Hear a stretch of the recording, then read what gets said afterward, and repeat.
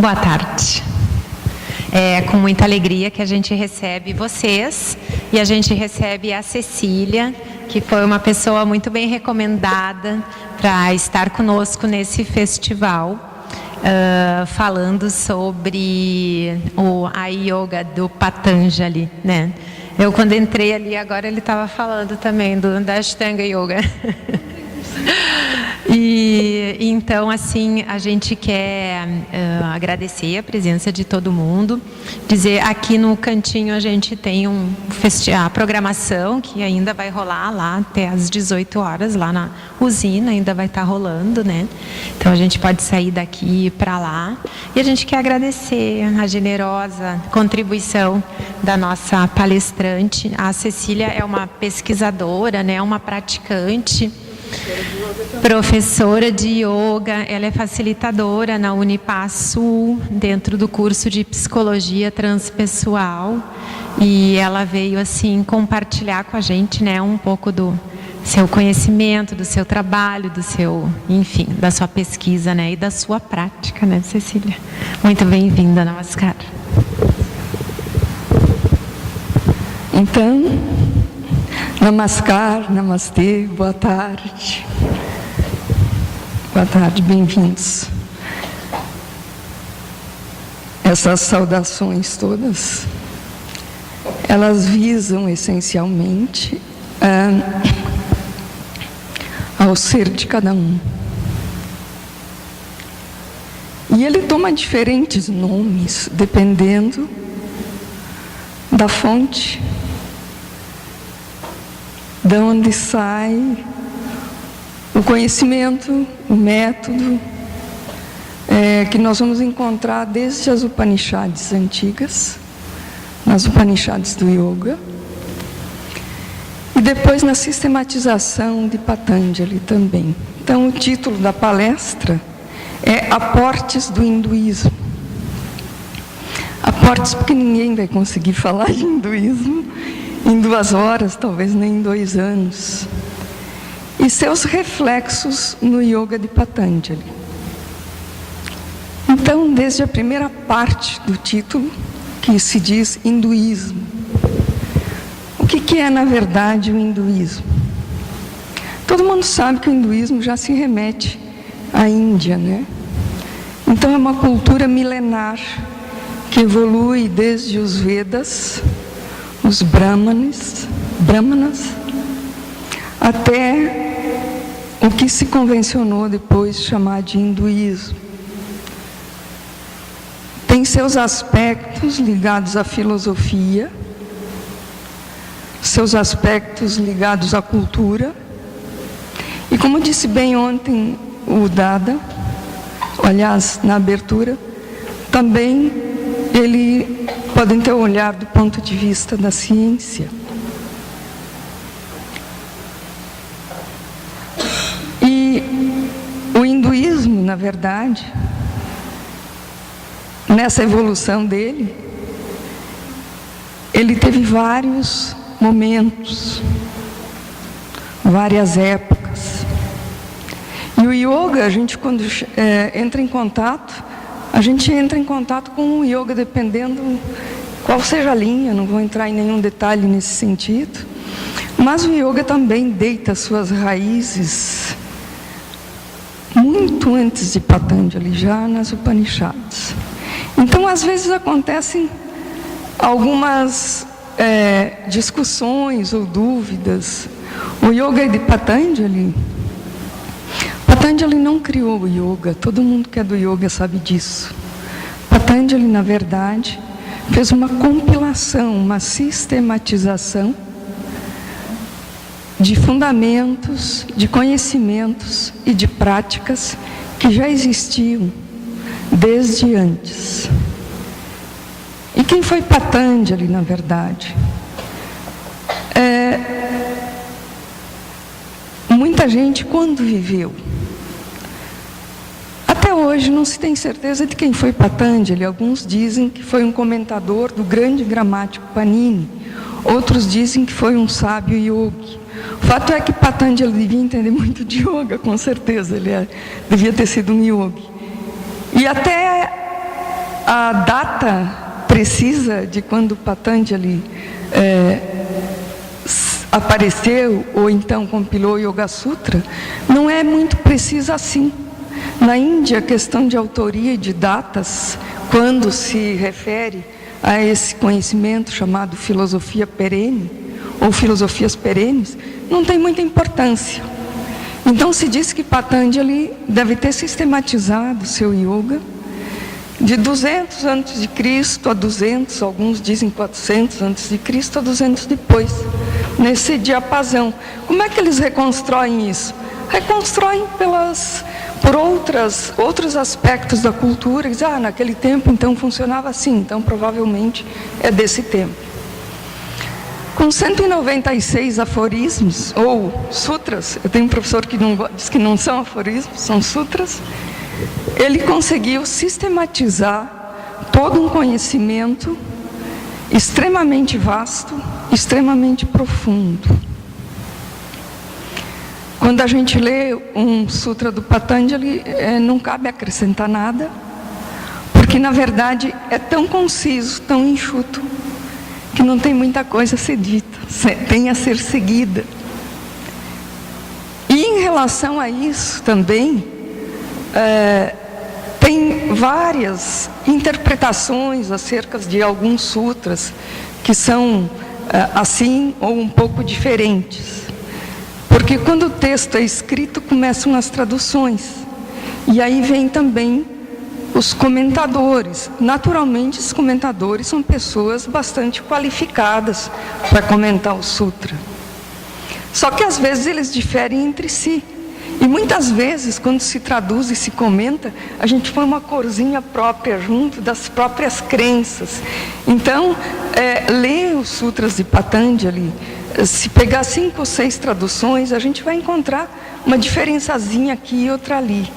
E às vezes no início a gente começa a rir, mas como? O outro disse isso, o outro disse aquilo. Então o jeito é a gente ir lendo e encontrando aquilo que faz sentido pela semelhança, e às vezes dizendo, opa, isso não entendi ainda, vou deixar um pouquinho aí para depois. Então eu vou começar. Por que eu começo falando do hinduísmo então? E por que se reflete?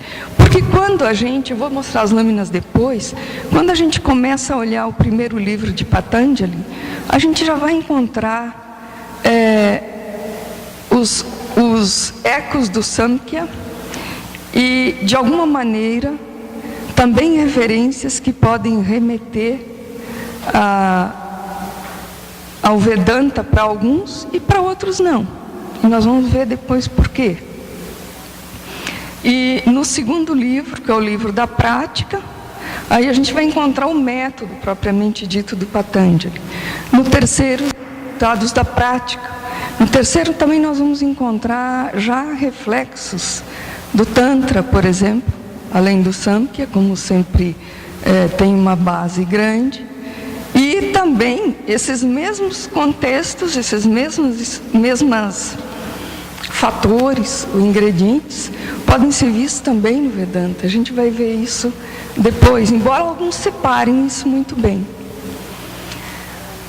O quarto livro dele fala, então, da integração para alguns, da própria separação. Isso não é muito bem, vamos dizer, não é a maior parte dos tradutores que aceitam, porque na verdade eles veem o yoga, que nós vamos ver nas escolas depois, o yoga como um sistema dual que aborda espírito e matéria. Na verdade, a integração vem da consciência, uma consciência espiritual que é quase uma inconsciência, quando pelo final da meditação, o meditante, no caso, percebe que ele é uno, integrado com essa consciência como um todo. Isso também é um fato que a gente pode ver depois. Então eu vou passar a primeira lâmina lá, eras do hinduísmo. Então a gente está vendo aí uma era pré-védica, que não tem registro, depois a era védica, com os Vedas, Depois disso a era bramânica, então pode ver que é tudo muito antigo, muito antigo e muito antigo.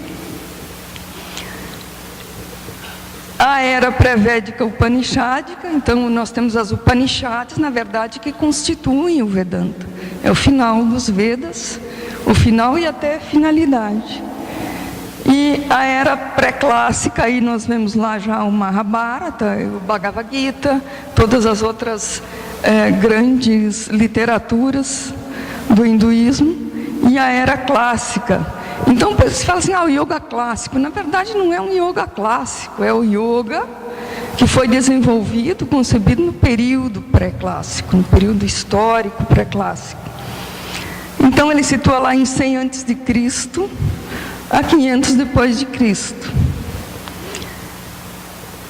E ele diz lá que Ishvara Krishna, no final, compõe o Samkhya Karika. O Samkhya é uma das escolas do hinduísmo, que se reflete no yoga e que é mais antigo do que isso. Dizem que o primeiro foi o Kapila, que depois se perdeu um pouquinho. Mas eu quero fazer uma passagem rápida e deixa eu ver. Isso. Pode passar esse também. Deixa eu me virar para cá. Pode passar também. E também pode passar. Também. Também, vamos lá para o outro. Vamos passando e vamos passando. E depois eu acho que nós vamos para o outro, um outro texto, lá em cima, pode abrir. Esse aqui.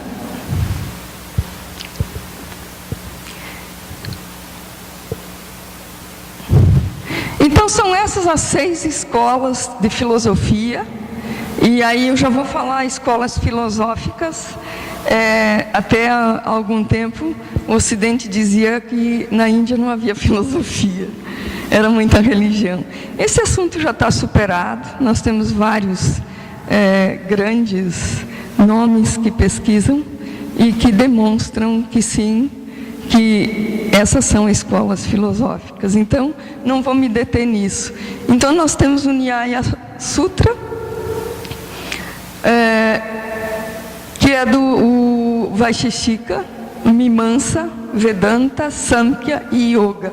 São esses, quando vocês ouvirem falar darshanas do hinduísmo, darshanas são os pontos de vista, as escolas filosóficas do hinduísmo. Tá? E em seguida tem a época e tem os seus grandes pensadores. Patanjali está aqui. Vamos ver a próxima.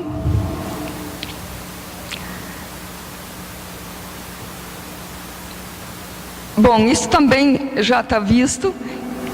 Eu vou falar um pouquinho daquela lâmina anterior. Então, nós temos aí o Nyaya e o Vaisheshika, são escolas filosóficas.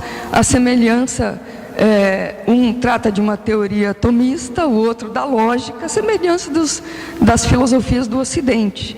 A gente vai encontrar alguma referência no Patanjali quando ele diz assim, que a mente é capaz de compreender desde o menor ao maior. Esse conceito de menor, o maior, a gente tem muito também hoje na questão do átomo, desde o pequenininho, que é o átomo, até o espaço sideral. Então, esse universo todo é um universo também da pesquisa, da visão e do trabalho de consciência. O Vedanta, ele tem, como eu disse antes, as Upanishads. Nas Upanishads, o seu ponto forte, que é também quando começa a aparecer a questão do yoga. E também nós temos aí uma aparição também já de Shiva como Rudra. No yoga diz que Shiva é o criador do yoga, né? Isso é dito. E nós passamos adiante, então, nós vamos ver a outra lâmina.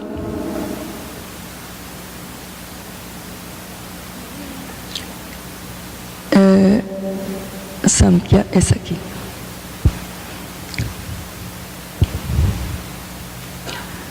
Bom, aquela lâmina lá é um dos sistemas que tem na verdade no yoga que o yoga de Patanjali é muito espelhado nele. Por quê? O Samkhya diz que existe Purusha, o espírito, ou muitos espíritos, ou muitas mônadas, e existe Prakriti, ali no centro, lá em cima, a matéria.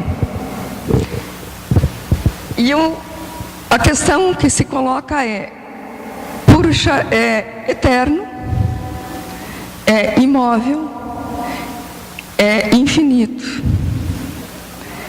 As qualidades dele, na verdade, é que ele é infinito. Por quê? Porque não é finito, né? Ele é pura consciência. Ele aparece com o nome de Atman para o Vedanta, aparece com o nome de esses pares de Shiva e de Shakti para o Tantra, e Patanjali adota essa denominação Purusha e Prakriti, que é a denominação que o Samkhya também usa. Esses princípios do Samkhya, eles não são realidades materiais ou sutis, como a gente costuma dizer. São princípios de funcionalidade. Então se diz que havia lá um Purusha estático, imóvel, e havia uma Prakriti, alguns chamam de matéria, no Tantra vão chamar de natureza, no Vedanta vão chamar de Maya. Faz sentido para vocês? E essa Prakriti é constituída por 3 forças, que se chamam Guna. Uma força de inércia, Tamas, uma força de movimento, Rajas, e uma força de equilíbrio, de transparência, chamada Sattva. E é só isso que constitui a Prakriti. Essas forças estão estáticas, paradas, mas ante a consciência de Purusha, elas começam a se mover. Então é como o início de um mundo, quase. E quando elas se movem, deste surge o primeiro princípio, um grande princípio, o princípio da percepção, que é mais ou menos ainda não individuado. Deste princípio de percepção, que é chamado de Mahat lá, surge um outro princípio, que é chamado de, esse Mahat também é chamado de Buddhi, a primeira percepção. E aí surge essa força de evolução dessa Prakriti, ela leva a Prakriti daí a começar a desencadear outros aparecimentos. Então de Mahat, ou de Buddhi, surge Ahamkara, a Antakarana, e na verdade Antakarana é o princípio interno, que é constituído por essa Buddhi, ou intuição, pela mente, essa mente cotidiana, chamada Manas, e pelo ego, a gente chama ego no Samkhya, Ahamkara, que é o princípio de individuação. Nesse ponto você começa a perceber, opa, tem alguém aí, estou eu aqui, mas tem mais alguém aí. Depois disto, então surgem os Tanmatras, que são essências sutis, os sentidos do conhecimento, as faculdades de conhecimento, as faculdades de ação, e depois delas, os Karmendriyas. Então nesse lado nós temos átomos e moléculas no Tanmatra. Aí surgem os elementos chamados Mahabhutas, grandes elementos que a gente costuma dizer terra, fogo, água, ar e espaço. Ou noutra ordem, espaço, ar, fogo, água e terra. Quando a gente fala isso, é normal que a gente ache que é algo que a gente vai pegar e vai ser isso mesmo. Na verdade são grandes padrões, são extensões semânticas, quer dizer, termos que englobam muitas gradações disso. É quase como, estou mostrando que é isso, mas tem muito mais aspectos que tem aquela qualidade, aquele padrão. Isto seria mais ou menos aquilo que nós teríamos como saímos lá de um elemento e chegamos no mundo manifesto e mais denso, como nós nos conhecemos. E esquecemos o que veio de lá. Não lembramos de Buda e nem das outras coisas, lembramos que estamos aqui. Difícil de compreender pode ser, um pouco. Por isso que o yoga cria um caminho de retorno, que começa com o mais denso nas suas práticas. Asana, depois, primeiro tem os yamas e niyamas. Asana, pranayama, pratyahara, dharana, dhyana, samadhi. A gente vai ver isso daqui a pouco, tá? Por que se mostra o Samkhya? Pode passar essa... Porque lá naquelas... Aqui nós temos então Mahata, o grande princípio, a inteligência, etc. Ordem natural que governa o universo. Antakarana, que eu falei para vocês. Intelecto, inteligência intuitiva. Espelho para Purusha. E Ahamkara, princípio de individuação. Manas, a mente. Ligação entre o mundo subjetivo e objetivo. Que é que interpreta o mundo? É a nossa mente. A gente vê, mas é a mente que diz que o objeto é aquele, tá? E identifica, decodifica e administra as escolhas de Buda. Podemos passar? Então, o que nós temos com essas grandes faculdades lá, as faculdades de conhecimento e faculdades de ação? Tá bom assim? A gente pode ver lá, então, os Jnanendriyas, Jnana é conhecimento, são as faculdades de conhecimento. Audição, o tato, visão, gustação e olfato. Os karmendriyas, karma é ação, são as faculdades de ação. Palavra, então para audição, apreensão para o tato, visão, traz a locomoção, gustação a excreção, olfato, o gosto. Estão se reconhecendo nessa história? Não? Sim? Faculdades de conhecimento, tens audição. Tá. O que faz com que tu fale?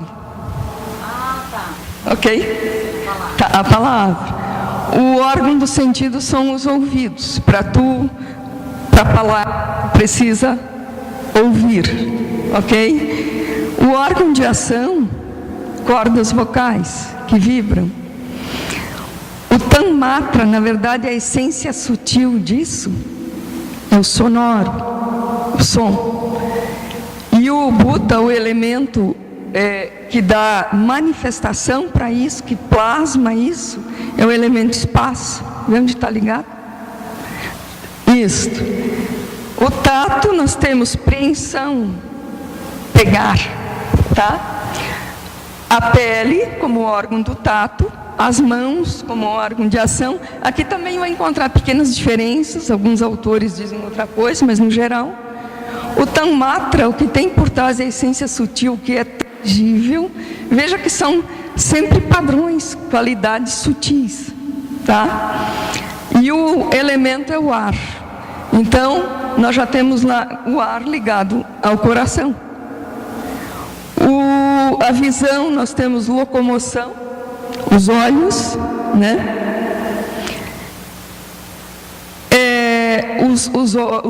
As faculdades, órgãos de ação, os pés, a característica do visível, a qualidade.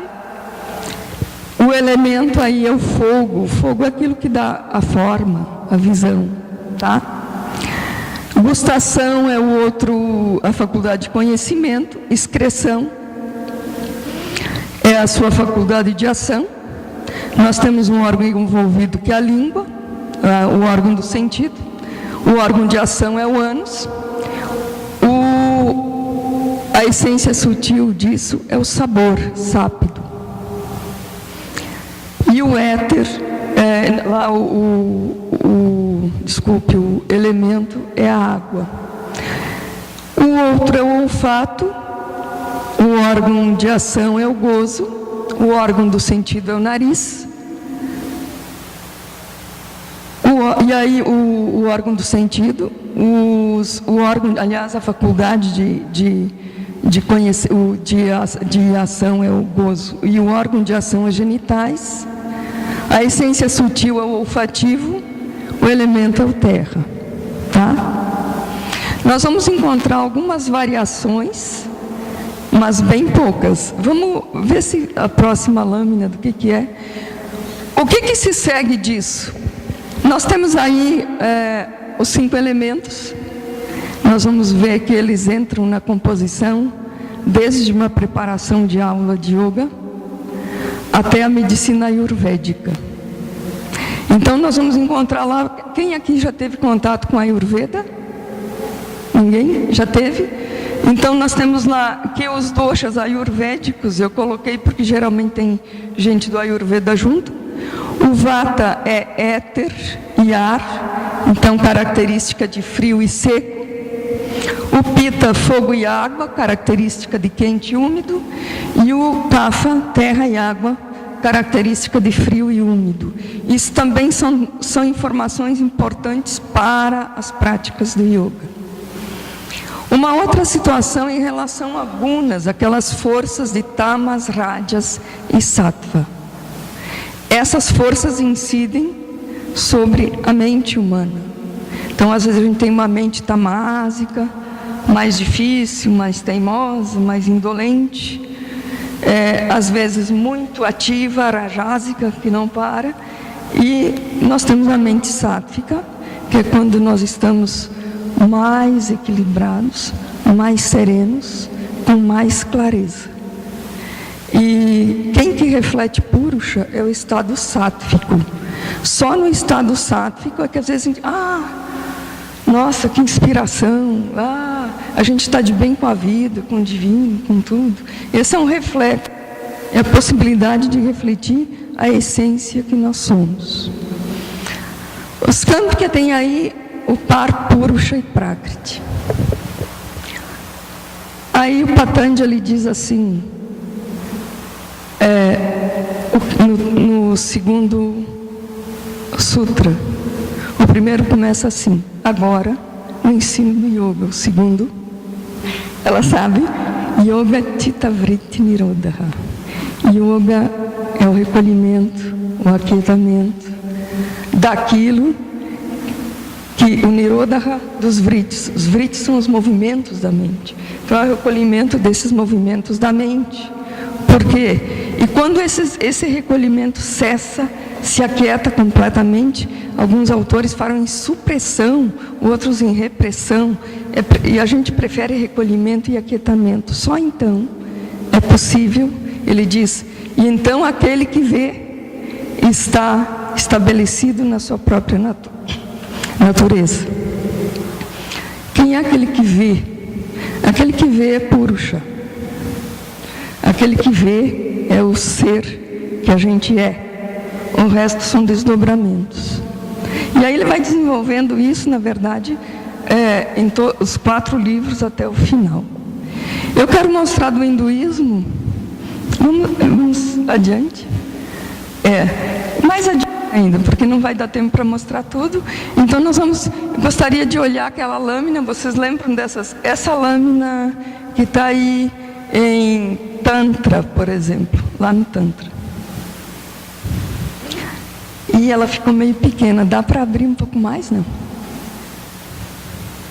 Esse desenho?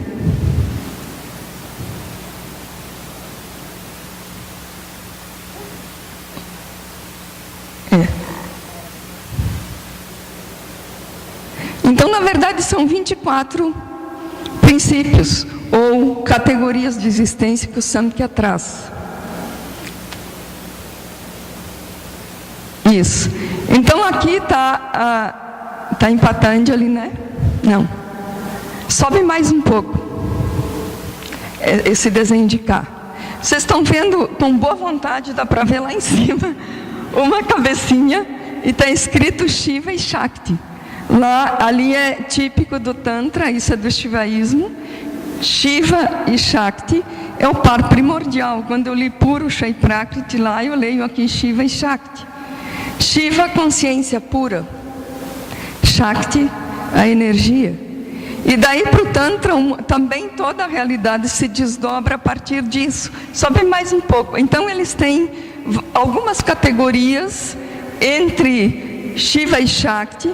E o que aparece aqui, mais abaixo, se repete. Isso, se repete aí todo aquele arcabouço do Samkhya. Isso eles têm em comum, certo? A lâmina não está boa, eu peço desculpas. Na verdade, isso é uma cópia do livro do Feuerstein, que é o manual, a tradição do yoga, e eu não quis refazer, fiquei meio com preguicinha, ficou aí. Isso é de Feuerstein, está no livro. E aí nós vamos ver o Patanjali. No outro que está aí é Patanjali. Aqui. Tem que fechar ele e abrir lá em cima. Tem um Patanjali aqui? Tá. Aqui tem um Patanjali. E é interessante olhar que o Patanjali fala assim, mônada ou mônadas espirituais, Purusha, que eu disse que ele usa a terminologia. E deu aí, depois ele põe Prakriti, pode deixar assim.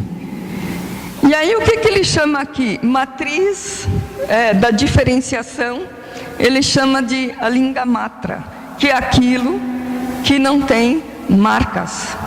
E depois ele sobe, ele traz a mesma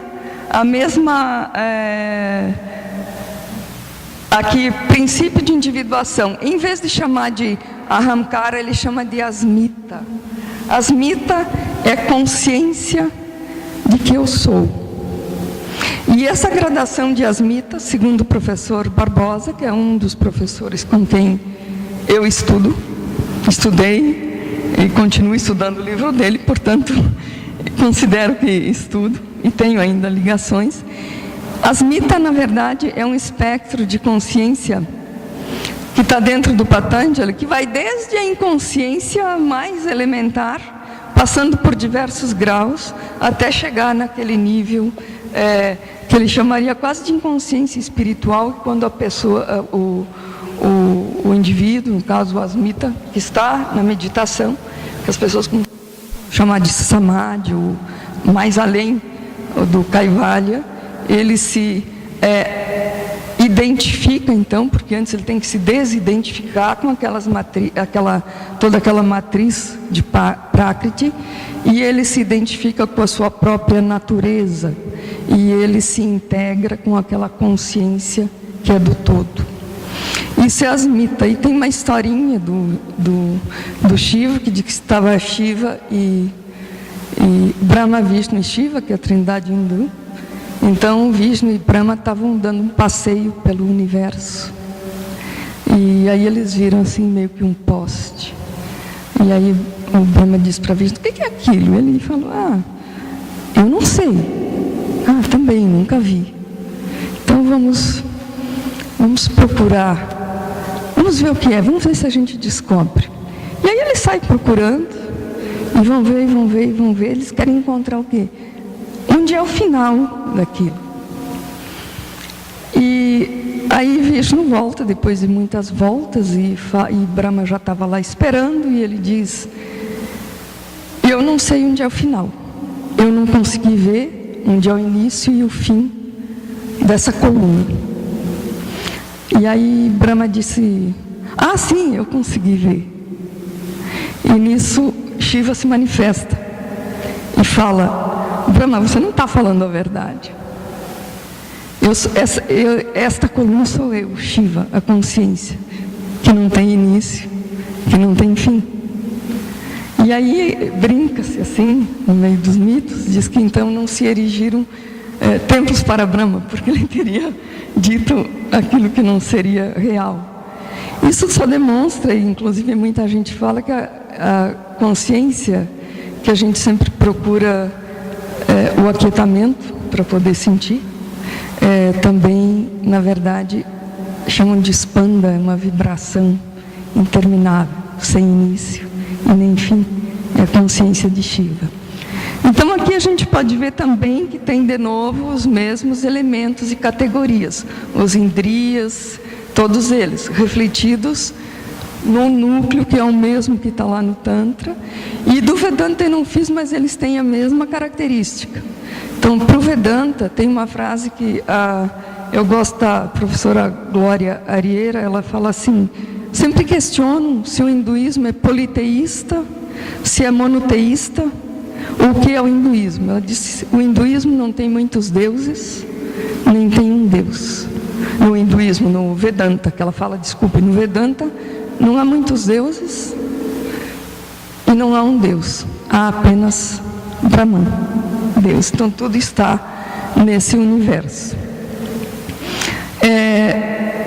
O par deles não é Purusha e Prakriti que eles chamam, não é Shiva e não é Shakti, eles chamam de Brahman e Atman, cuja equação de Shankara demonstra que é um e o mesmo, não há um segundo, Brahman e Atman. E aquela Maya que a gente viu como Prakriti e viu como Shakti, segundo o Tattva-bodha, que é uma peça, é um livro que é como um portal para o Vedanta, essa natureza toda, essa criação de mundo, é um aspecto de Brahman chamado Ishvara, associado a Maya. No Yoga do Patanjali nós vamos encontrar Ishvara de novo. Então ele fala, ele constrói o yoga com esses elementos. Então eu trouxe esses elementos para a gente verificar que aquilo que se utiliza no Patanjali e aquilo que é muito comum no Ocidente, ficar discutindo se isso é isso, se isso é aquilo, a gente encontra esses elementos comuns em várias escolas filosóficas deles, né? Esse Ishvara para Patanjali, ele fala que Ishvara é o Om. O Om, na verdade, então aí a discussão é, o Ishvara que Patanjali fala é o Ishvara do Vedanta, que é esse aspecto de Maya associado com Ishvara para criar o mundo. Eles, não, então esse Ishvara é um aspecto do Purusha. Alguns, outros dizem que sim. Na verdade, para o yoga, na prática, quando a gente pratica, a gente vai ver que existe essa unidade final. E não faz diferença se uma pessoa acha que o nome de Ishvara é tal ou é qual. O que faz diferença no Yoga do Patanjali é que ele diz que Ishvara é o primeiro, aquele que não é afetado pelas perturbações, que a gente vai ver daqui a pouco o que são essas perturbações. Ele é o primeiro dos que ensinaram os yogis, e ele é não afetado, então ele tem uma mente que não está condicionada a se identificar com as vicissitudes, nem boas nem ruins, que nós todos estamos, e em relação às quais nós criamos nossos aprisionamentos psicológicos. O que é o Om, então, que se ouve tanto no yoga? E por que Patanjali chega aí? Patanjali diz que tem alguns obstáculos para o yoga. A doença, a indolência, a dificuldade para tomar uma iniciativa, a dificuldade para se manter naquilo que a gente começa e não conclui, o apego demasiado às coisas, várias coisas desse nível. Se alguém do Ayurveda olhar para isso, vai dizer assim, isso é problema de Kapha, isso é problema de Pitta, isso é problema de Vata. Está tudo bem, o Ayurveda está afastado do hinduísmo? Não. É a medicina mais antiga que existe. E se utilizam dessas coisas para verificar as doenças. O Hatha Yoga Pradipika, eles estão falando aí de pranayamas, o Patanjali também fala. Hatha Yoga Pradipika, Shiva Samhita, Garanda Samhita, são todos os clássicos do Hatha Yoga que foi criado pelos Natasidas. O Hatha Yoga Pradipika também traz isso. Ele diz assim, se tu tem problemas, faz os satkarmas, que são lá os processos de purificação. E ele utiliza os termos humores, que são próprios dessa questão da medicina ayurvédica, do Vata, Pitta e Kapha. Então a gente vê que tudo tem, esse contexto é todo um contexto de uma mesma cultura. Mas Patanjali diz o seguinte, que essas questões, esses desafios, eles também podem ser resolvidos com não chama de vocalização, mas com o mantra Om. que a gente pode compreender, que ele pode ser tanto vocalizado como repetido mentalmente. Mas o mantra Om, de qualquer jeito, não. Primeiro que o yoga sempre supõe atenção. Então, mantra é difícil, porque quando a gente vai fazer, às vezes a mente começa a se distrair, mas não convém. Assim como o pranayama, assim como todas as questões todos os aspectos do yoga, a atenção é fundamental. Mas é o mantra Om, repetido e seguido. Alguns chamam de reflexão, outros de evocação. Então, para quem busca o seu Senhor, aí há autores que dizem, então Ishvara é o Senhor. Bom, se Ishvara é o Senhor e é distinto de quem está recitando, então é um ato de devoção e a pessoa vai, talvez, invocar o seu Senhor. Desse ponto de vista, essa questão de Senhor é muito particular. E para o yogin, cujo Purusha está no seu coração, é um aspecto do seu próprio eu interno, por exemplo. E falando desse jeito, por isso que eu falo em universalidade do yoga, lá no título da palestra, o yoga pode ser praticado por quaisquer pessoas, independente de religião. Vocês concordam com isso? Se existe essa possibilidade, então é visto isso. E o Om, na verdade, que se dá o nome a Ishvara, o que é Ishvara, se a gente olhar do ponto de vista psicológico, ele vai representar os 4 estados de consciência. A vigília, o sonho, o sono sem sonhos, e o 4º estado, que é o silêncio. A-U-M, a vigília, o sonho, e o sono sem sonhos, o sono profundo. Pro yoga, o sono profundo, ou o sono yógico, se chama Nidra. Então é uma atividade que às vezes, isso se lê em alguns autores, inclusive Barbosa, isso se não precisa ler, a gente sabe que funciona assim quando se pratica, né? Você está sentado aparentemente inerte, parece que está dormindo, mas não está. Tem uma atividade de muita lucidez interna. Então é uma aparência de sono.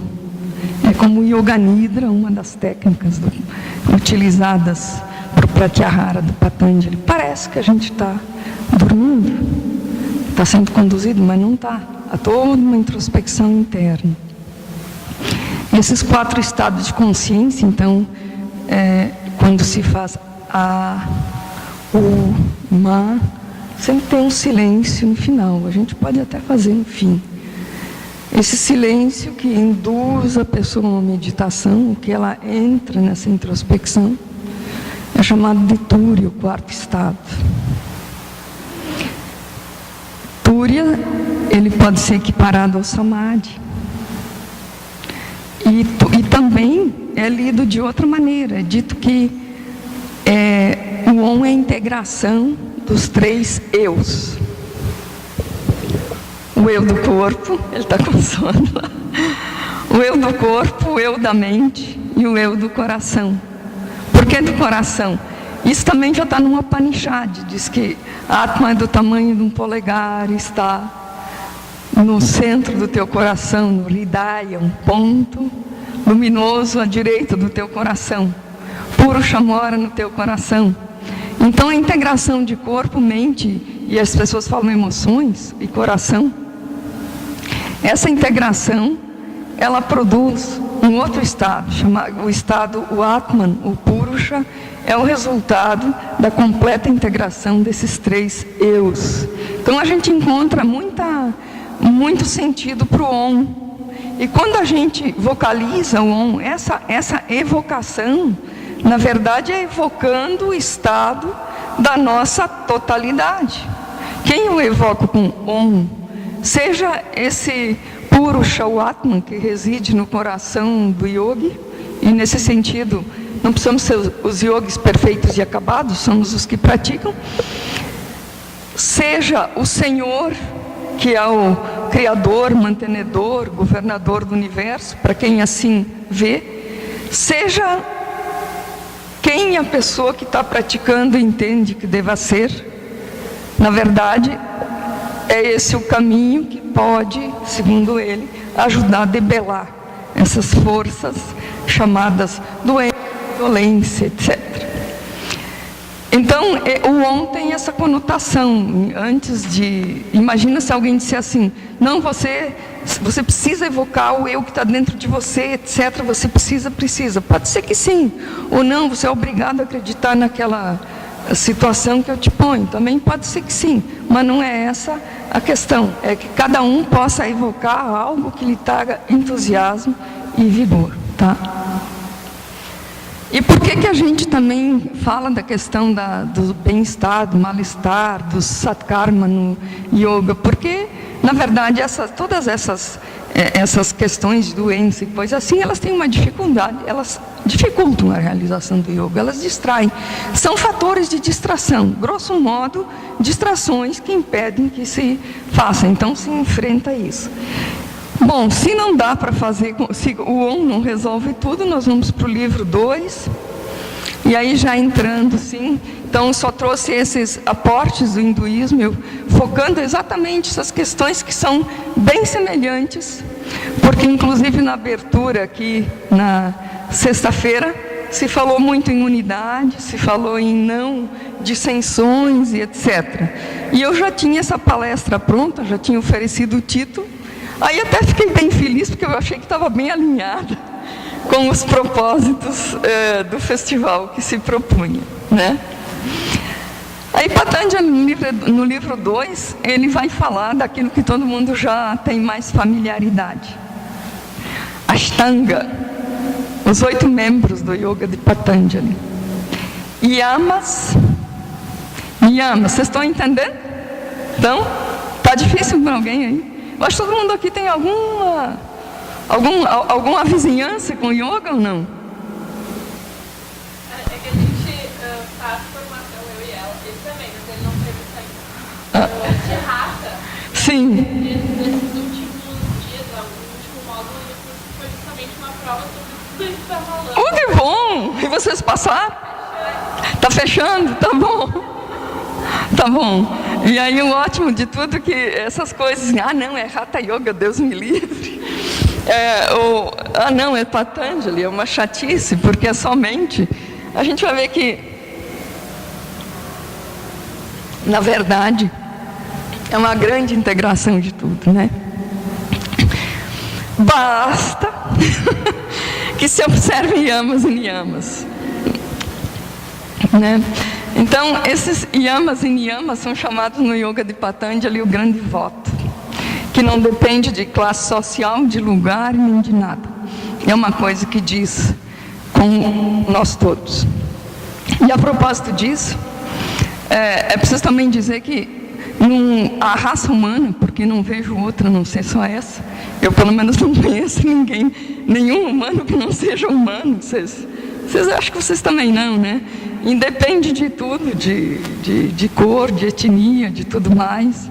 Então, essa questão muito estranha de dividir Oriente e Ocidente, Hemisfério Norte e Hemisfério Sul. Quando a gente entra em contato com essas realidades, a gente vê que tudo isso talvez sejam tecnicamente coisas necessárias para enxergar o mundo, mas o corpo, desde o corpo, desde a manifestação da densificação daqueles elementos até agora, a gente vai ver que a gente, já no corpo, é basicamente parecido, né? 2 pés, 2 pernas, 2 rins, um coração, um nariz com 2 narinas, 2 olhos. É difícil não encontrar isso. E uma consciência. Então, isso é importante dizer. Todo mundo tem acesso ao yoga. Essa é a grande universalidade do yoga. Não se parte de nenhum lugar ou de nenhum ponto onde se diga, bom, tem tais pessoas ou quais pessoas não podem fazer porque tem algo a menos ou algo a mais. Basta que tenha uma consciência. Às vezes não tem nenhum membro que faz yoga. Porque o yoga está na mente, no coração, nas emoções e está no corpo. Então, se falta algum membro, se falta algum órgão, por qualquer razão, não impede que se faça yoga também, tá? Então, a estrutura do yoga de Patanjali agora. E o que define os valores, sim? Yamas. Yamas, na verdade, alguns dizem que são prescrições para a vida social. Ahimsa, não violência. Satya, verdade. Ou esse alinhamento interno com aquele que eu sou verdadeiramente. Ou veracidade, como alguns gostam de dizer. Ou autenticidade. Autenticidade não é você dizer, porque eu sou autêntico, não. É aquilo que se alinha ao eu do teu coração. Aquilo que tu é, tua verdadeira natureza. E quando a gente está fora dela, a gente também de vez em quando leva umas pauladas para entrar no caminho, né? Isso não é para ti. Tu pensa que é, mas não é, cai fora. Tá? Bom, Brahmacharya, na verdade, Brahman. Acharya é o seguidor de Brahman. Nas antigas escolas, eles eram a rapaziada. Talvez dê para comparar com os nossos colégios, nossos seminários, a gurizada que vai estudar e ficar lá interna, aprendendo, assim, as 4 fases da vida lá dos hindus tinham isso. Artha, Kama, Dharma e Moksha. Então era a fase Artha. Os meninos iam estudar e ficavam lá estudando tudo, se preparando para a vida. Acharya, e ficavam lá. E eu acho que não tinha balada nem nada, assim como não tinha nos colégios internos. Então, para o yoga, acharya justamente é você acumular energia e estudar. E tem uma certa carga de coisas para se aprender, uma certa disciplina. Então, Brahmacharya, conservar a energia voltada para o teu ser, para aquilo que tu precisa. Isso não significa se apartar do mundo de forma alguma. Asteia é não roubar. Assim, grosso modo, asteia é não roubar. E também não dá para, como aqueles elementos que a gente diz, existe um padrão de uma extensão muito grande de sentidos. Asteia é isso, pode ser não tirar o que não é teu, mas também não tirar aquilo, não criar separatividade, não tirar do teu ser aquilo que te é próprio. Asteia em relação a ti, em relação a todos. Na abertura também a monja do budismo falou em compaixão para com os outros e para consigo. Sempre essas questões são para consigo e para com os outros. O yoga é voltado para o seu autoconhecimento também. E a parigraha, não cobiçar ou desapegar. É o famoso desapego. Muito que o Karma Yoga tem também, de faça atuação sem olhar para o resultado, é fazer o que tem que ser feito. Desapegar das nossas do quê? Dos nossos condicionamentos. Aí que entra também uma questão lá dos niyamas que vem agora, de Ishvara Pranidhana. Descondiciona. Não te identifica com as coisas que são transitórias, que a gente empresta uma realidade que elas não têm. Às vezes elas não são tão importantes. Desapego. Depois nós temos os niyamas, que então são práticas para nós mesmos. Saucha, pureza, e aí entra todas as questões envolvendo inclusive a nossa mente, aquilo que nós precisamos purificar, ou deixar entrar ou não deixar entrar das nossas coisas, tanto quanto o ambiente que se organiza na nossa volta, tanto quanto quaisquer pensamentos, as emoções. Santosha é contentamento.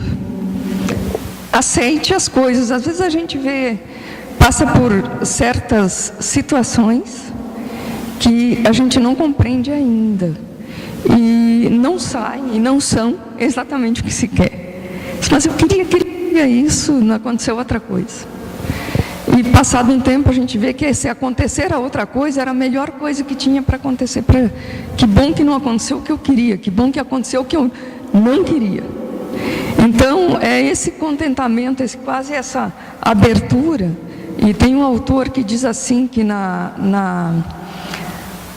seara das negações, negação no sentido dos yamas, que começa com ahimsa e depois satya, ele disse, na veracidade, na não falsidade, floresce o contentamento. Ele faz esta ligação de um com o outro.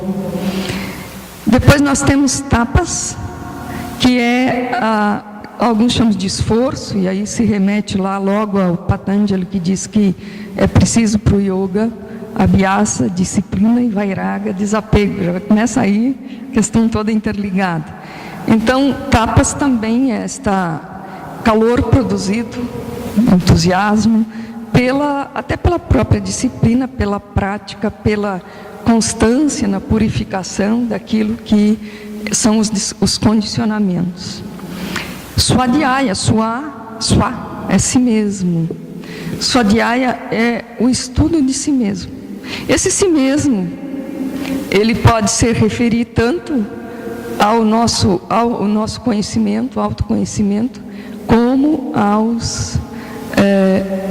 eles chamam das escrituras, aos livros que trazem, segundo eles, a verdade. Então, nós podemos dizer os sutras, ou podemos dizer as Upanishads, ou aquelas escrituras que falam do ser real que todos nós somos. Portanto, se falam do ser real, falam de nós. Então, Swadhyaya tem essa dupla conotação. Ishvara Pranidhana, a gente falou de Ishvara, entregue a Ishvara, porque ele não é afetado por aquelas perturbações que a gente vai dizer em seguida. Temos tempo aí? Tá. Bom, então isso é o primeiro passo do yoga, e é bastante grande, né? E quando a gente vê, a gente até se assusta, mas se eu não for tudo isso, eu não faço yoga. A gente, de fato, encontra muita dificuldade para ser isso, ser tão verdadeiro, ser isso, ser aquilo, né? E se escorrega muito. Mas isso, tem um autor que diz assim, no início é uma busca. No final, à medida que a gente vai, dentro das práticas que a gente vai sentindo e abrindo, esse caminho se torna mais fácil. Então, ele passa a ser de uma comunhão que a gente vai fazer, uma comunicação que a gente consegue fazer espontaneamente. Depois vem o segundo, que é a asana. Asana são aquelas desimposições físicas. Asana é assento. Então, quando a gente fala no yoga de Patanjali, chama de Raja Yoga, Raja é rei. Assento de quem? Não é? Assento para quem? Assento para o ser que a gente é. E aí e eu sou favorável aos asanas, sim, físicos, evidente. Mas tem uma outra leitura também que diz assim, olha, e essa leitura também é do professor Barbosa, assento do coração, pro eu do coração. Diz, quando a mente cai no infinito, cai no coração, ela se estabiliza. Por outro lado, a gente sabe que se a gente tá neste corpo, tem um asana. Então, no nível, se a gente considerar esse o nível primeiro, o nível físico, a gente poderia comparar com o nível de manifestação mais denso. E aí nós temos, de novo, todo o recurso do Hatha Yoga e de vários desdobramentos, porque a gente, para sentar, por exemplo, um asana e ficar absolutamente quieto, essa questão não é tão simples assim, né? Então, às vezes a gente falava antes do yoga somático lá com a Paula, às vezes a gente precisa de recursos que nos permitem ter uma consciência corporal. E ter consciência, entrar no corpo, sentir o corpo, não é criar uma imagem lá fora e querer imitar. Não dá para fazer yoga assim. O yoga, consciência, tem que mergulhar nisso. A gente vai ver depois aqui umas fotos para ilustrar melhor. Então, asana, depois é o pranayama. Prana, na verdade, é energia, alguns chamam de energia vital ou força vital. E é o trabalho que eles estão fazendo. Na verdade, não é a respiração. O pranayama é o controle da força vital. O veículo maior do pranayama é a respiração, que tem 4 fases, né? Inspiração, a retenção, pulmão cheio, exalação, retenção com o pulmão vazio. E tem uma 5ª fase chamada Kevala Kumbhaka, que é aquela suspensão natural quando a mente se aquieta. Por que o Patanjali fala em controle do prana? Porque a mente e o prana são amigas indissociáveis. Para onde a mente vai, vai o prana. Para onde a mente vai, para onde vai a tua mente, é para lá que tu leva a tua energia. Quando tu respira ritmadamente, tu traz a mente de volta. A mente voltando para uma condição mais quieta.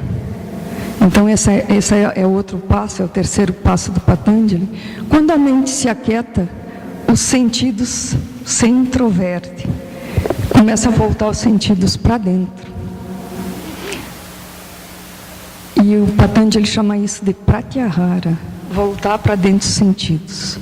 Quando os sentidos e a mente estão quietos e o corpo se aquietou, aí a gente passa para uma outra fase que é do Patanjali, que é Dharana.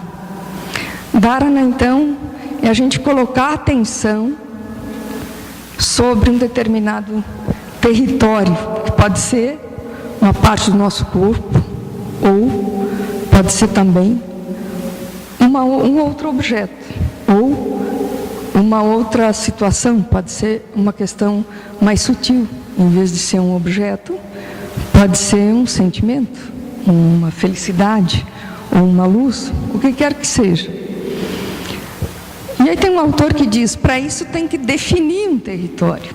É como no cinema, e ele não pode nem ser muito aberto, o zoom aí, e nem ser muito logo de saída, muito fixado, porque a mente se cansa, que nem tu pegar um telão e ter que ficar correndo os olhos, ou então ficar assim, em cima de um pontinho.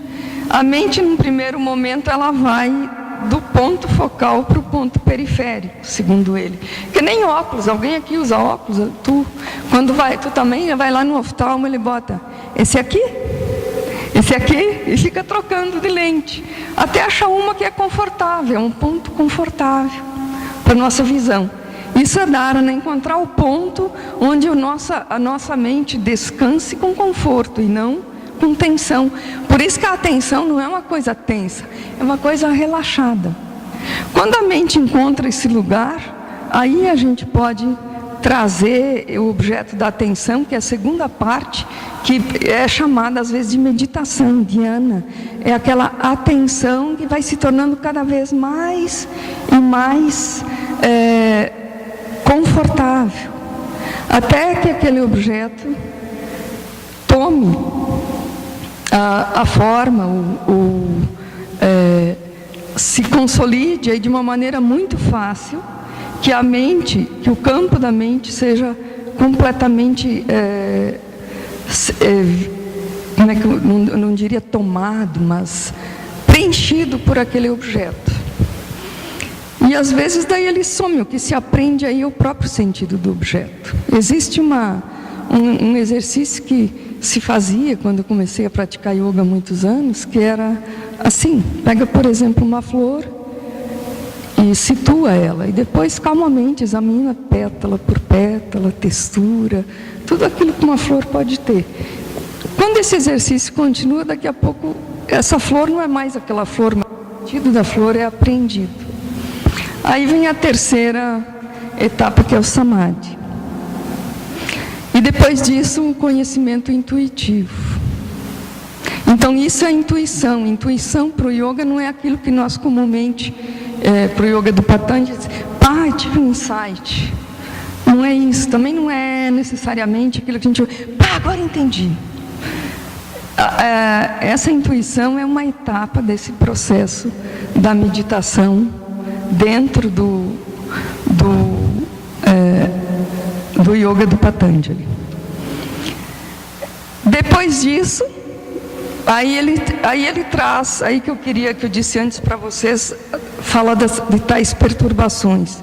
Quando ele diz, então, essas perturbações são as que produzem os karmas, os samskaras. E essas perturbações que ele chama são 5. Avidya. Para o hinduísmo ou para o Patanjali, para qualquer das escolas, toda a base do sofrimento é a ignorância. É ela que é o campo de todo o sofrimento. E de que ignorância se trata? É a ignorância da sua verdadeira natureza.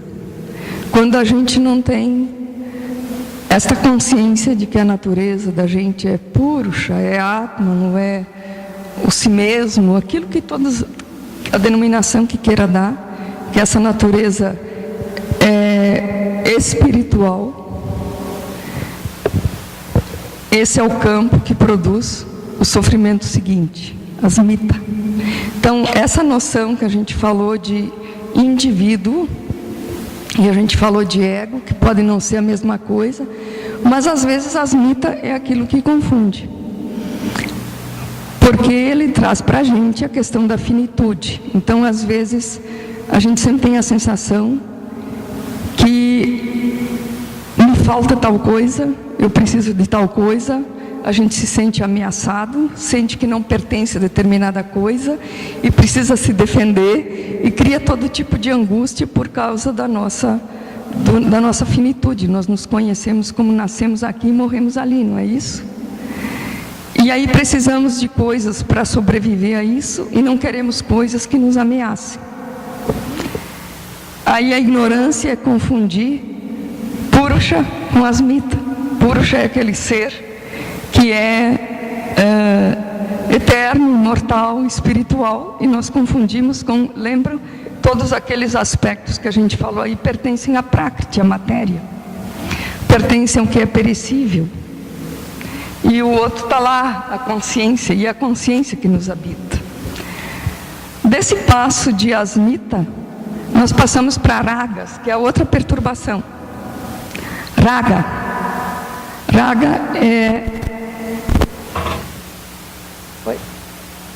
é desejo. Então eu preciso sempre, e aquele desejo, dizem os grandes autores, o Forster é um deles, eles todos dizem, ele diz dessa maneira, diz que desejo de quê? Basicamente de felicidade, é isso que a pessoa procura. Em pequenas felicidades, na verdade, a matriz que está por baixo, que subjaz, é que a pessoa quer ser feliz. Então, esse desejo é de tudo que é coisas, eu quero isto ou aquilo, pode estar no nível material, pode estar no nível emocional, pode até estar no nível espiritual, não é? O consumismo espiritual também existe. Mas o desejo, na verdade, é aquela necessidade de felicidade, de perpetuação. E a aversão, que é o oposto, é não querer aquilo que a gente acha que ameaça essa possibilidade. Dvesha. E a nossa mente oscila entre desejos e aversões aí. E o quinto desses, porque nós nos sentimos ameaçados, se somos finitos, tudo é uma ameaça. Dvesha. D-V-S-H. E o último deles é Abnivesha, o medo da morte, apego à vida, desejo de pertencimento. De novo, esse medo e esse apego, segundo os ensinamentos, ele vem por causa da finitude do ego. Ou daquela ideia equivocada em Asmita, nesse sentido de eu sou e eu vou terminar, enquanto ainda não chega naquele contato mais íntimo com essa natureza. Quando eu falei dos yamas e niyamas, isso é uma coisa muito teórica, né? Parece uma coisa de se buscar. Mas, na verdade, por que eu disse que antes que eu defendia a questão do asana e do pranayama? Porque quando se começa a prática de yoga, a gente, de fato, a minha experiência foi essa, a gente não sabe quem a gente é. E a minha primeira prática, na verdade, eu disse, tenho dedos nos pés, depois eu já ouvi mais gente comentando. É um outro tipo de conhecimento, é um conhecimento vivo das coisas. Não é ler no livro, ou imaginar, como a gente vê assim, a pessoa tem cabeça, tronco e membros, como estudar lá, é isso. É realmente tomar consciência, sentir, desde o corpo físico, o corpo energético, extremamente vivo. E isso gera algum sofrimento? Com certeza sim, porque as emoções também, aquelas que a gente joga para baixo do tapete, elas também se tornam vivas e desafiadoras. E depois tem um outro nível, que é o nível do testemunho, do intelecto, do discernimento. Aí a gente começa a ver uma coisa e outra. E aí eu vou lá para Yoga Fotos, pode abrir para mim isso?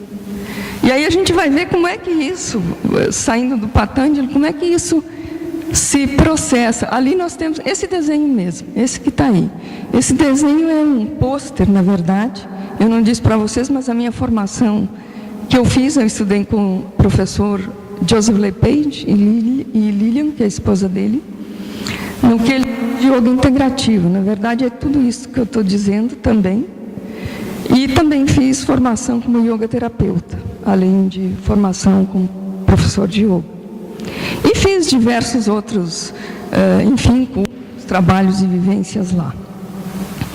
Então, esse era de lá, da escola deles, e a gente vê aí o corpo físico, o segundo é o corpo energético, corpo emocional, o corpo de testemunho, a testemunha, o corpo de sabedoria, como chamam, e o corpo de bem-aventurança. Todas essas dimensões aí, elas são dadas na Taittiriya Upanishad, e elas estão dentro daquele Taittiriya, dentro daquele desenho de antes, que eu disse que todos tinham algo em comum. O Vedanta, além disso, tem os 5 koshas, que são os 5 bainhas, que eles chamam, e tem também os pranavayus. Então, nós temos aí physical body. O que se situaria aí em termos de yoga? Ali se situam todos os kriyas, ou as atividades de purificação. Tem uma coisa hoje bem comum aí chamada lota, vocês já viram, que lava as narinas e tal. Isso é um dos kriyas muito antigos, chamado Jalaneti, do Hatha Yoga. E tem outras atividades purificatórias, depois tem toda a questão do asana. Então, se concentram aí aspectos do nível físico. Quando a gente fala de doenças e coisas assim físicas, também nós estamos muito ligados nisso. A ferramenta para isso é o asana, e também são esses kriyas dentro do yoga. Nós temos uma segunda dimensão aí chamada corpo energético. É aí que se situa a questão do prana. Pranamaya Kosha. E aí nós temos o fluxo, os 5 pranavayus, que são os fluxos de energias, direções dentro do corpo. Quando a gente fica ou doente ou debilitado em alguma área, às vezes é uma questão energética. E aí nós temos as nadis, que talvez para vocês está fazendo formação, não é mais segredo, né? Nadis são os canais energéticos, 3 principais, mas tem 72 mil pelo corpo, depois a gente vai olhar. Os pranavayus, as nadis, os pontos marmas, daria para trazer dentro, pontos no corpo de constrição energética também. E os chakras, que depois nós vamos mostrar numa lâmina. Tudo está dentro desse aspecto do corpo energético. Ferramentas para aí tem os pranayamas, os mudras, os bandhas do Hatha Yoga, tudo aquilo que mexe com a questão do corpo energético. Para o Patanjali, aí nós situaríamos então o pranayama. Ferramentas já foram dadas. Depois nós temos o corpo emocional, que aí é o trabalho com as emoções mesmo e com a mente, essa mente mais oscilante, a mente que é mais indecisa, esse fluxo mental contínuo de ideias, impressões que a gente tem. A ferramenta, em Patanjali, isso a gente situaria no Pratyahara, na introversão dos sentidos. E uma grande ferramenta para trabalhar isso é o Yoga Nidra. Uma situação que é conduzida, que não é sono, mas que também não é vigília. Quando a pessoa relaxa completamente, começa a pesquisar, a mente começa a se aquietar pela condução e os sentidos começam a introverter. E é uma grande maneira de aquietar as emoções, de resolver, melhorar a questão emocional também. Depois nós temos lá em cima o corpo de sabedoria. Discernimento é uma palavra-chave no yoga, sobretudo entre aquilo que é real e o que não é real. Então, o corpo de testemunha é aquilo que a gente diz, não te identifica com aquela situação, examina, que é como o yogi normalmente é recomendado que faça. Não porque o yogi não é solidário, não se envolve com as coisas, mas para preservar a possibilidade da serenidade, da estabilidade da sua mente, enfim, saber esse limite de envolvimento, que é uma coisa extremamente difícil, mas é um exame que a priori isto é transitório ou não? Isto é o quê? É o discernimento que normalmente, quando começa a se trabalhar nos outros níveis, ele começa a se abrir também. Por isso que os yanas e niyanas se tornam mais fáceis com as práticas de abertura dos chakras, etc. Ok. E lá em cima é o corpo de bem-aventurança. Uma vez entrando nessa consciência testemunha, tudo converge para aquele ponto que se chama de ser essencial. E a partir de dentro, o yogin, vou falar assim, pode sentir aquela maior felicidade pela sua integração, quando percebe que não tem separatividade nenhuma. Bem-estar, felicidade, que chamam de Ananda. E a propósito que aqui se trabalha a saúde, é tido no yoga que, na verdade, a saúde é a integração harmoniosa de todos esses aspectos. E o que nós chamamos de doença é a separação de algum desses aspectos. Então, voltando à abertura, quando a monja chamou atenção para práticas que às vezes são extraídas do contexto de uma tradição e colocadas meio sem muito cuidado, às vezes pode exacerbar, pode trabalhar demais um nível e desequilibrar. Não é uma crítica, aquela azeda de ninguém, mas é uma possibilidade. É preciso ter conhecimento do que se faz no yoga. E aí nós temos essa lâmina, então, essa vem da Taittiriya. Onde é que nós encontramos isso? No yoga do Patanjali se refletem todas essas possibilidades também. E aí nós vamos passar, lá em cima nós podemos ter trabalho com mantras, lá no outro corpo, com a meditação, Dharana, Dhyana, Samadhi, do corpo de sabedoria e do corpo de bem-aventurança. E daí tem uma outra foto, vamos lá. Esse é o sistema dos chakras. No livro 2 do Patanjali a gente vai encontrar referências, porque ele fala assim, se você fizer samyama é a união de dharana, desse território definido, vamos dizer assim, de dhyana, que é a meditação, e do samadhi, que é a integração. Na união, isso se chama samyama, essas três. Se você fizer samyama sobre o seu umbigo, que é o terceiro chakra, você conhecerá o seu corpo. Parece doido isso, mas não é. Quando a gente faz muita prática, o corpo, na verdade, se apresenta para a gente. Não é que a gente vai lá pesquisar, mas começa a se apresentar. E a gente começa a descobrir algumas coisas interessantes. E isso que é bacana, isso dá uma sensação de que, ok, essa limitação, essa prisãozinha que eu criei, na verdade é uma criação da mente. Há muito espaço interno de liberdade do ser. A prática demonstra isso. Então, isso inclusive tem um grande... ele foi historiador das religiões, Mircea Eliade, tu dá aula de história, já deve ter chegado perto desse cara. A tese de doutorado dele foi Yoga, Liberdade e Mortalidade. Foi, leia o livro. E aí ele diz o seguinte: uma das maiores descobertas da Índia foi a consciência testemunha. Aquela possibilidade que chega a um ponto que tu usa toda a lógica e toda a razão, mas chega a um ponto que ela não é mais suficiente. E aí só a intuição resolve. E isto que é o método que Patanjali cria. Ele demonstra que é possível sair desse polo de agora, depois, sim e não, transcender isso para enxergar essa realidade de uma maneira concomitante, sem esses opostos que vão um depois do outro. Então,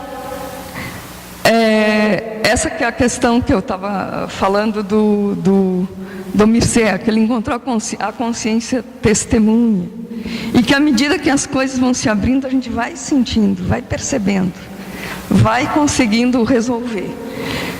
O segundo, o Pranamaya Kosha, então eu trouxe isso dos chakras, porque ele disse que meditando sobre uma determinada parte do teu corpo, tu pode conhecer determinadas coisas.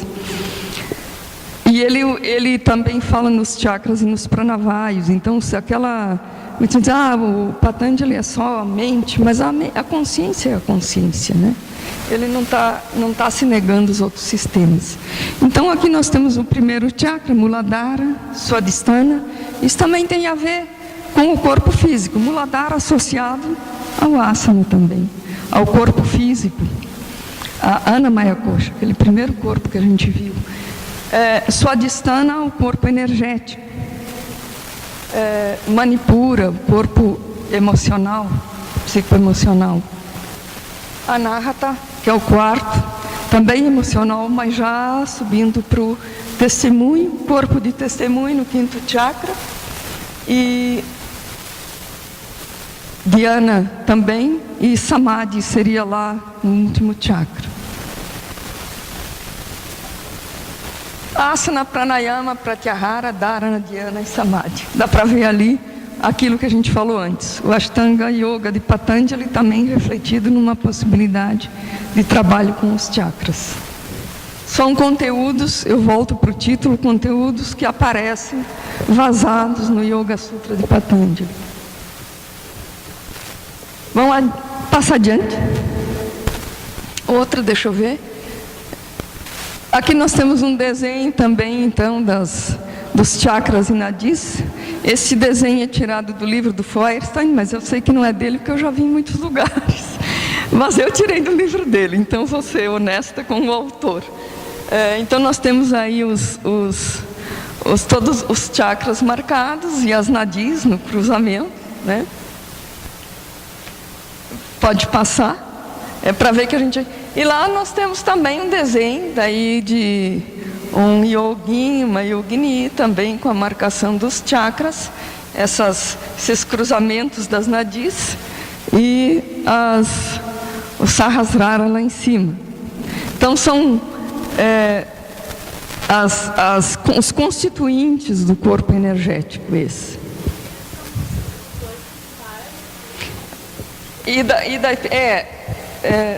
A ida lunar, né? Píngala solar, elas partem e fazem esse cruzamento, e na linha que se cruza, nós temos os chakras. Ida e Píngala vem aqui e Sushumna sobe. Ali, não, ele fica no centro. E aí nós temos um pranayama, ele que está dando pranayamas, mas que é o Nadi Shodhana, que trabalha muito com as nadis. Eu não vou entrar no território da palestra do outro. É só para demonstrar que essas realidades não eram desconhecidas. Patanjali, quando compila os sutras, e isso é dito pela maioria, eles tinham mania de discutir as coisas tanto quanto se discute filosofia no Ocidente. Um um coloca uma tese, o outro vai lá e contradita, e vem o outro que... É o mesmo movimento de análise. Então, dizem que quando eles chegavam a estabelecer uma tese desse tipo, já não tinha mais o que discutir, que era discutido com muitos, e que possivelmente muitos yogis também tiveram participação nisso, né? Mas isso não está diretamente, não está dentro do yoga do Patanjali, mas ele menciona, assim como o asana também, ele fala asana, então tem gente que diz, não é o asana físico, assim como, e isso é preciso que seja dito, essas coisas ficam cada vez mais sutis. Você vai aprender pranavayas, um outro vai te situar no corpo. Depois tu pode aprender em Yoga Nidra, mas tem um momento que a tua consciência te dirige para isso. E o Yoga do Patanjali faz isso também muito bem. Então aquilo que tu precisa fazer, um asana, mas daqui a pouco tu tomando um alinhamento, esse alinhamento interno correto, tem condição da meditação, como ele mesmo disse, o Om, de refletir sobre isso. É uma situação que falar não explica muito, mas praticar explica tudo. A prática é bem importante. Por que a teoria também é importante? Porque, inclusive, o Barbosa diz isso. Tem muita gente que dá aula de yoga, muita gente que faz yoga, mas muita gente que não sabe a fundamentação, os conceitos que estão atrás disso. E isso é importante saber. O mundo contemporâneo não gosta de fundamentos, né? Tu conhece isso? Não, isso aqui não tem problema, o que tem lá ficou. Mas aqui sim a gente faz questão de mantê-los, porque isto garante que essas práticas não sejam nocivas para as pessoas. É importante sim aprender e aprender bem. Não sei se tinha mais alguma coisa para dizer, falei dos kleshas. Os sofrimentos criam as prisões, né? O yoga tem por escopo a libertação. Essa integração, na verdade, com o si mesmo, com Purusha, com o espírito. O escopo disso é a libertação. É disso que e também isso que o Eliade fala aí. Eu estou falando com ela do Eliade, porque ela disse que dá aula de história. E ele era um historiador, ele faleceu. Hã? Sim, ele faleceu, eles morrem. Chato, né? Então, e ele diz, ele fala dos aprisionamentos que a gente cria e que essas psicotecnologias, eu nem chamaria tecnologias, mas as pessoas adotaram esse termo, do hinduísmo, sobretudo do yoga, ele fala, elas têm uma verdadeira possibilidade de nos libertar dessas amarras. Ok? Não sei se tinha mais alguma coisa aí. Sobrou alguma coisa? Tem essa lâmina bonitinha. Bota lá porque ela falou de... Então vocês vão ver aí Sol e Lua. A eterna polaridade. Nadi solar e lunar. Uma é quente e outra é fria. E com isso se regula tudo no corpo. Temperatura. Essa aqui, a Nadi lunar tem uma conexão com o sistema parasimpático, mais com o inconsciente, a solar com o sistema à vontade. Isso é assunto para outra conversa. O que eu quero dizer, vocês imaginem que atrás de um tratado de yoga tem sempre todo esse conhecimento envolvido. E daí eles fazem 196 outras e dizem isso tudo. O caminho de volta é descascar isso e trazer para a realidade. Eu deixo, não sei quanto tempo falta. 16h36. Vocês querem fazer alguma pergunta? Diga. Fala.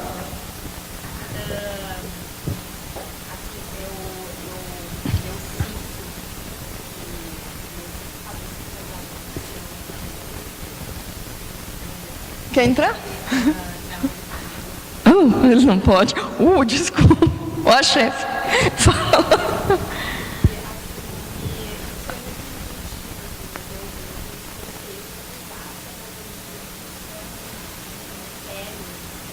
Sim.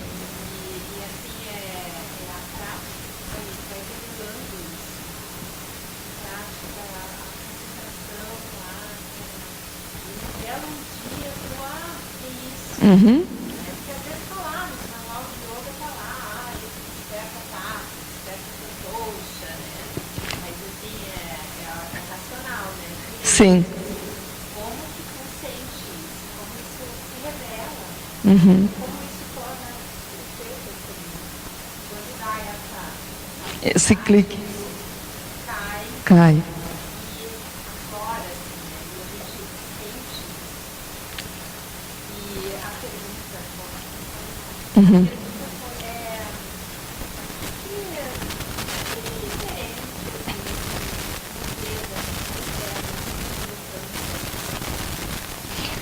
Aí para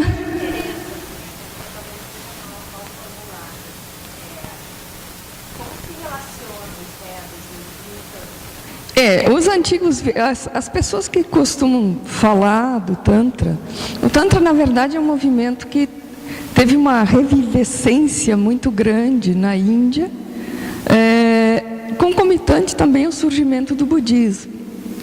Isso é o que eu li, eu não fui constatar isso lá naqueles tempos, que eu lá não estava, mas é o que dizem. Em função também do brahmanismo, porque a classe dos sacerdotes parece que estava muito ritualística, então as pessoas tinham que passar por eles para qualquer coisa. E o Tantra, na verdade, ele tem conotações diversas. Então ele veio, nesse movimento houve uma grande efervescência, ele se tornou um movimento mais popular, mais conhecido e um tanto quanto libertador, né?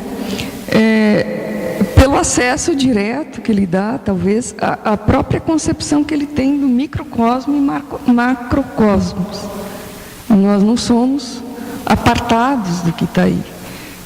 Tanto que tem uma expressão máxima, tanto que diz assim, o que está aqui, está lá. Se lá não estiver, se aqui não estiver, não está em lugar algum. Né? A outra comparação que eles trazem com um tecido, uma tela, uma teia. O tecido é tecido, o fio é fio, mas essa trama que tudo liga, essa teia que tudo liga, essa vibração que tudo tem, é o próprio Tantra. Então ele é mais, vamos dizer, unitivo, na sua diversidade ele tem uma unidade muito grande. E também, quando a gente fala os pranayamas, pranavayas, pranamaya kosha, é um fundamento muito grande no Tantra isso.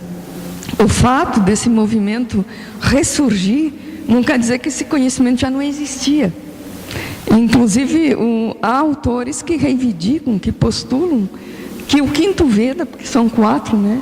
O Rig Veda, Atharva Veda, Yajurveda e Samaveda, que o Tantra seria o quinto Veda. Por outro lado, também Tantra, segundo alguns, significa família. O conhecimento na Índia, ele vinha por famílias, né? Você sabe, os Gurukula. Então, seria o conhecimento daquela família, que vem de geração após geração. O que tem de muito diferente? Eu não saberia te dizer, eu teria que ser mais versada em Vedas e mais versada em Tantra. O fato é que os Natasidas, os criadores do Hatha Yoga, que eles trazem Matsyendranatha, que é um dos grandes yogis, que ele foi patrono no Nepal, ele é da Índia, mas também dizem que também é o mesmo Avalokiteshvara do yoga tibetano, do Tibete. Então tem uma similaridade muito grande. Mas Matsyendranatha, Gorakshanatha são todos da linha tântrica. O Hatha Yoga é todo de linha tântrica. E eu não sei qual é a diferença tão grande, porque a gente encontra esses elementos já nos sistemas mais antigos. E eu nem vejo como se pode conceber a vida sem isso. Porque aquilo que eu falei de consciência, de que sim, isso está vivo, você tem outra noção. Quando faz yoga, sente que o corpo não é aquilo que a gente imaginava que era. Esse purusha, esse atma, essas dimensões todas que a gente viu, elas estão integradas no asana. Que falou antes, né? A atenção está aí. Eu não sei como seria isso possível sem acionar esse corpo energético, que é muito próprio do Tantra. Então, eu acho mais, sabe o que é que vem essas distorções, sobretudo no Ocidente, por interpretações um pouco equivocadas e práticas equivocadas, às vezes, que faz com que as pessoas olhem um pouco mais torto, ou por ter sido práticas ligadas aos movimentos mais populares, muito libertadoras.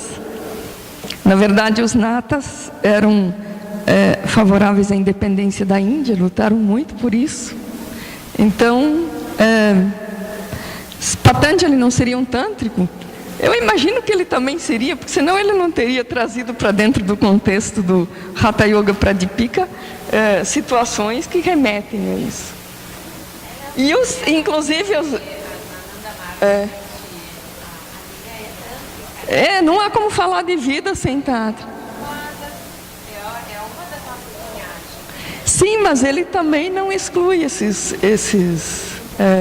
inclusive esses elementos. Inclusive, daí, já que ela perguntou, eu vou dizer, o professor Carlos Eduardo Barbosa, ele é um dos brasileiros que hoje traduz do sânscrito e muito bem. Nós temos poucos tradutores de sânscrito. Uma que traduz é a Glória Arieira, que todo mundo conhece no Vedanta, porque ela é uma autoridade, de fato. Eu acho que a Glória é uma unanimidade do Vedanta, eu imagino. Eu conheço gente, alunos dela, inclusive encontrei na Índia e aqui no Brasil também. E eu gosto muito dela. Eu nunca tive a oportunidade de estudar com ela, mas é uma pessoa com quem eu estudaria. Tem ela e o professor Barbosa, e ele estuda mais os Siddhas, os Nata Siddhas. E eles promoveram, segundo ele, uma releitura de Patanjali. Patanjali já era uma literatura um pouco esquecida, e com a visão que eles trazem junto, eles revivificam Patanjali também. Então, se tu me perguntar as diferenças, eu não posso nem imaginar. Eu acho que o Samkhya, quando coloca essa estrutura de princípios ou categorias de consciência, o Tantra prolonga isso, já está no início junto com isso.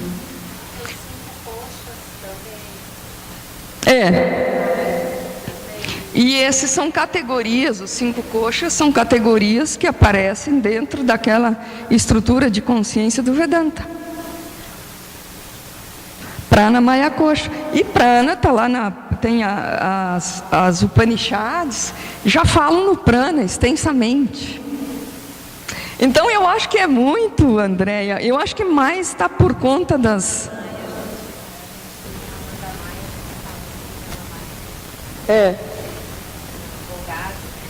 Sim. É isso, eu acho que não... É isso aí, tu... Desculpa, eu mexi, botei aqui os coxas, né? Sim. Pois bem, então eu facilito seminário na Unipaz de yoga para psicologia transpessoal, e é impossível apresentar uma psicologia do yoga sem essas estruturas, que não são estruturas, são princípios. A gente sempre olha como se fosse uma coisa estanque, mas não é. Na verdade, tudo é só que precisa didaticamente funcionar. Então, vamos falar de função. Funcionalmente, tem diversos aspectos, diversas dimensões que são tratadas. Então, é basicamente isso que eu facilito esse seminário, esses pilares dos 5 koshas, dos 7 chakras. E quando a gente fala dos chakras, não exclui pranavayas, nadis, etc. As ferramentas trazidas pelo Hatha Yoga e também o Yoga Sutra do Patanjali, que seguramente é o maior clássico, eu acho, do yoga assim estruturado e posto que a gente tem. Ele é difícil. Eu tenho um professor meu que diz que é muito simples, é irritante, tão simples. Eu não acho tão simples assim. É um caminho longo. Os vários professores e mestres de yoga dizem que quando se está no yoga, as coisas complicam mais, e é verdade. Essa coisa de ser uma coisa viva e forte, ela também se reflete quando a gente comete algum deslize, fica muito forte também. Então, ninguém está livre disso. Né? Estamos no mundo, sobretudo quem é como eu, por exemplo, não sou monja nem nada, eu não tenho uma vida monástica, eu tenho uma vida comum, sim, bem comum até, e eu venho de uma área que é uma área dura, que se diz, eu também não acho dura, eu acho extremamente humana, minha formação é jurídica, assim, academicamente falando, é uma área muito humana, lida com as mazelas do ser humano, é uma área humana, não pode ser diferente, para o melhor ou para o pior, né? Me especializei em direito ambiental há alguns anos, é uma área muito difícil de trabalhar, porque difícil no sentido de que quando a gente se coloca do lado do meio ambiente, complica um monte, né? Então, hoje eu estou mais fazendo um resgate de uma coisa que ficou para trás, que é a filosofia ocidental, que eu venho estudando isso há muitos anos, e um dia eu comecei a estudar filosofia no ensino médio, e daí veio uma tal reforma de ensino, lá em 1971, e eu só fiz um ano, e eu adorava. Aí agora, depois de cabelos brancos, eu senti uma necessidade de voltar, e voltei. Eu achei o curso que eu queria, e é bem estranho, ainda bem que é agora que eu estou, depois de ter visto isso tudo, que aí eu estou testemunhando, nossa, antes seria difícil. Então, eu costumo dizer que o yoga e os caminhos têm as suas histórias estranhas, né? Porque eu me aproximei do yoga por causa de um livro que eu recebi de presente de um professor em 1970. Quando eu fazia o 4º ano ginasial, Krishnamurti, a primeira e última liberdade. Significativo para a época, né? Para aqueles anos. E o Krishnamurti disse que não fazia yoga, ele não lia Bhagavad Gita, tampouco tinha lido as Upanishads. E aí, bom, isso foi o que ele disse, mas eu fiquei, eu acho que, inoculada com o vírus da filosofia oriental. E aí depois eu comecei uma prática em 1988, então anos, e uma prática como a maioria começa, com professores de yoga que dão aula de yoga. Naquele tempo não tinha academias, essas coisas assim, era professor mesmo. E depois, em 2004, por questões muito estranhas, chegou a hora, fui fazer formação. E aí eu vi realmente tudo que eu tinha vivenciado, se juntou, né? Porque aí é que vem a importância do conhecimento, porque eu fui entender o que é que tu pergunta, né? No asana, como que tu está fazendo e tu faz daqui a pouco, que nesse momento tu também está meditando, não está só fazendo. E a história é essa, daí eu cheguei aí, daí eu já estava vinculado no IPAS, daí me chamaram para facilitar o seminário, e aí me chamaram para vir para cá, eu vim. Ok, alguém mais quer perguntar alguma coisa? Diga.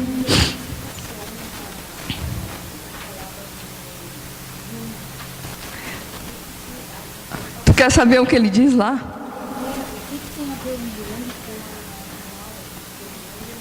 Tu quer voltar? O Jung, na verdade, ele estava prevendo que ele disse que o Ocidente caminhou bastante para fora e não estava percebendo que o Oriente estava entrando no Ocidente por dentro. Oi?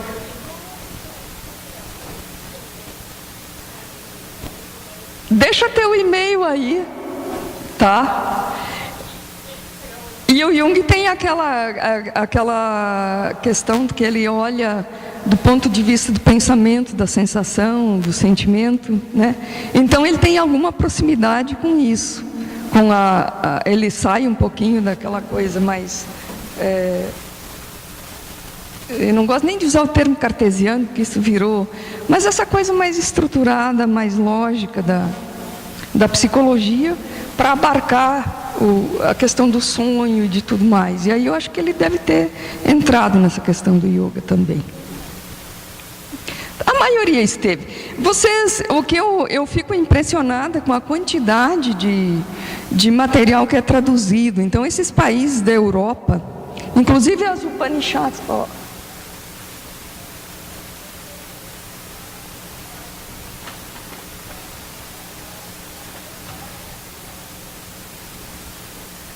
Só que o Jung dizia que aqui se devia construir um yoga próprio. E aí ele tem, ele tem alinhado com o cristiano, que aqui é é cristão, por causa da cultura, dos seus aspectos culturais.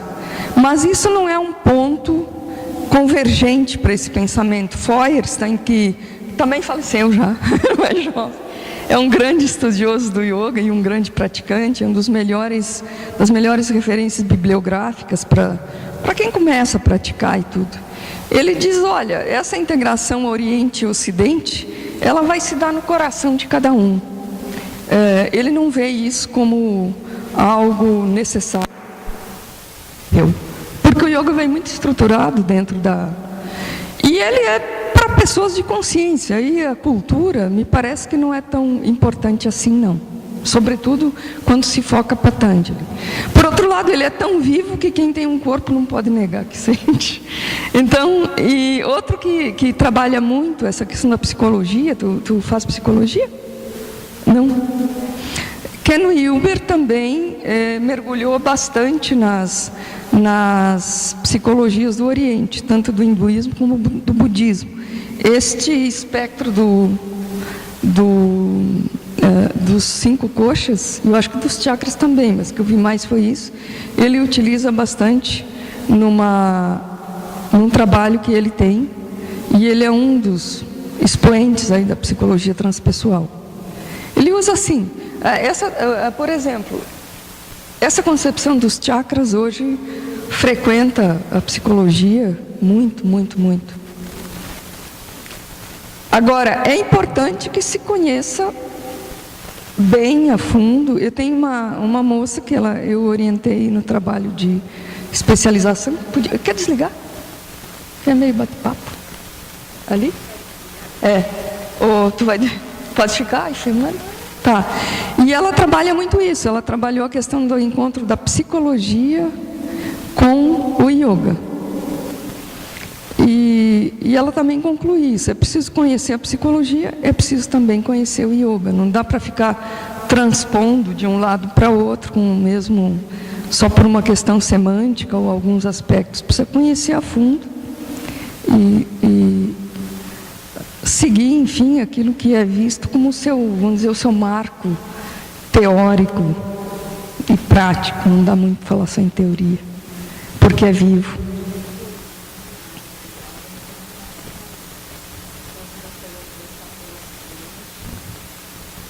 Não, como se for... Eu acho que... Não, ele deve ter entrado em contato com os conteúdos do yoga também. Eu acho que isso foi uma questão que ele levanta, porque a Índia mesmo teve vários povos que andaram por lá, como outros países também. Aí tu tem que recuperar o histórico da humanidade e ver quanto que tem de interferência, né, da Europa mesmo naqueles países. E a cultura que está aí sobreviveu a tudo. A gente quando vai lá, vê isso mesmo. Ok? E vê que também é uma cultura que se firma e que as pessoas refletem isso. Tá, gente? Eu acho que chegamos ao finalzinho. Obrigado. Eu acho que eu cansei vocês um pouco.